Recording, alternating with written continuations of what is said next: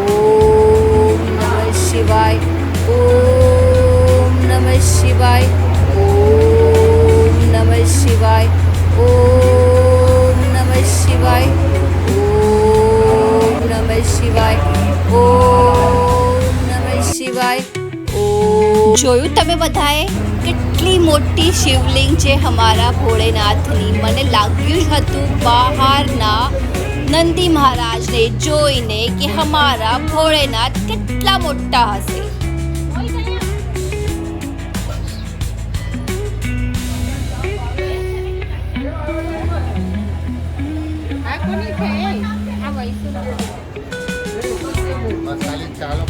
અમે તો અહીંયા પૂજામાં લાગ્યા છે, પણ સંજયભાઈ, અશોકભાઈ અને પ્રકાશભાઈ બિચારા ટેન્શન લઈને બેઠા છે કે માર્કેટને ફરીને બધાને એક સાથે બસમાં કેવી રીતે જમા કરીએ. અમે લોકો જ્યારે બસમાંથી નીચે ઉતર્યા ત્યારે બધા જ સાથે હતા. જે મંદિરની અંદર આવ્યા, મંદિરનું પરિસર એટલું મોટું હતું કે બધા વિખરાઈ ગયા, જેમ કે થાળીની અંદર રાઈ વિખરાઈ જાય છે. हमारे तुलसीમાં ઓમ નમો ભગવતે વાસુદેવાય નમઃ. બધાની પૂજા અર્ચના પૂર્ણ થઈ. હવે એકબીજાને મળીને બધા એકબીજાને પૂછી રહ્યા છે આપણી બસ હવે ક્યાં છે, આપણે ત્યાં કેવી રીતે પહોંચવાનું છે. હવે બધા ફાઇનલી એક જણ જમા થઈ રહ્યા છે બસનો આગળનો પ્રવાસ કરવા માટે. ઓમ નમઃ શિવાય. हमारा ज्योति मासी અને એમના ફ્રેન્ડ મધુબેન. અરે મને તો થયું મંદિરના દર્શન પૂરા થઈ ગયા. અરે આ તો મંદિર પરિસરમાં હજુ ઘણા મંદિર છે. हमारा दत्तात्रेय भगवान, हमारा हनुमान दादा.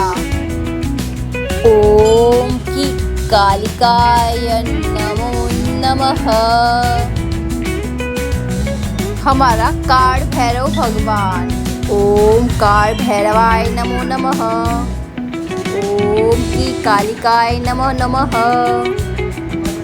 ओम नमः शिवाय. ओम हनुमंते नमो नमः. ओम हनुमंते नमो नमः.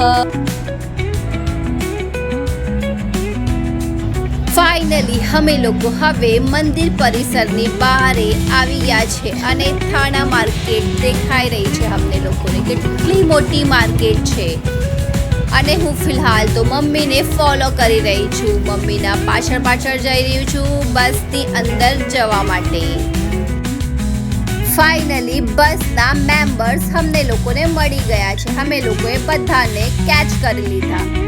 હાય બોલો બધા. જય શ્રી કૃષ્ણ, જય શ્રી કૃષ્ણ, જય શ્રી કૃષ્ણ, જય શ્રી કૃષ્ણ, જય શ્રી કૃષ્ણ, જય શ્રી કૃષ્ણ, જય શ્રી કૃષ્ણ, જય શ્રી કૃષ્ણ, જય શ્રી કૃષ્ણ, જય શ્રી કૃષ્ણ, જય શ્રી કૃષ્ણ, જય શ્રી કૃષ્ણ, જય શ્રી કૃષ્ણ, જય શ્રી કૃષ્ણ, જય શ્રી કૃષ્ણ, જય શ્રી કૃષ્ણ. અમે લોકો તો લાગ્યા છે અમારો ટાઈમ પાસ કરવાના ચક્કરમાં, પણ અહીંયા પ્રકાશભાઈ બિચારા ટેન્શનમાં છે કે આ લોકોને રસ્તો કેવી રીતે ક્રોસ કરાવવું અને હું બધાને કેવી રીતે બસની અંદર બેસાડું. સિરિયસલી આ કંઈ નાની વાત નથી. હું તો એમને જોઈને જ રહી ગઈ કે એમણે પૂરું ટ્રાફિક સ્ટોપ કર્યું અને બધાને રસ્તો ક્રોસ કરાવ્યું, સાથે એમના મમ્મીનો હાથ પકડી રહી. Great of Prakashbhai. પ્રકાશભાઈને આવી રીતે જોઈને મને મારી સ્કૂલનો ટાઈમનો એક ક્ષણ યાદ આવી ગયો. જ્યારે અમે નાના હતા ત્યારે સ્કૂલમાં અમને લોકોને કીધું હતું કે મમ્મી માટે એક નિબંધ લખો. એ નિબંધની અંદર ઘણી બધી વાતો હતી. એના ટાઈમ પર એક વસ્તુ યાદ આવી ગઈ મને કે આપણે મમ્મીનું કેરિંગ કેવી રીતે કરવું જોઈએ, અને આ સંસ્કાર અહીંયા પ્રકાશભાઈમાં દેખાઈ રહ્યા છે. Thank you Prakashbhai. હવે અમે બધા જ તૂટી પડ્યા છે બસની અંદર જવા માટે.